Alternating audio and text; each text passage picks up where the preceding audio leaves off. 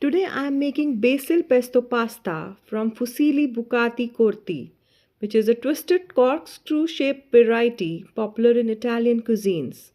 It originates from southern Italy. The name fusilli means spindle, reflecting its traditional production method of twisting a thin rope of pasta dough around a long needle or thin rod. So let's get started. Mix basil and pine nuts and blend them into a paste with garlic and lemon for a fresh taste. Add corns, bell pepper, and onions along with a dash of lemon. These flavors and colors go hand in hand, a perfect dish from Italy's land. To savor each bite, let it brighten your day, enjoy the dish, and have a taste of Italy in every way. E fantastico, così saporito!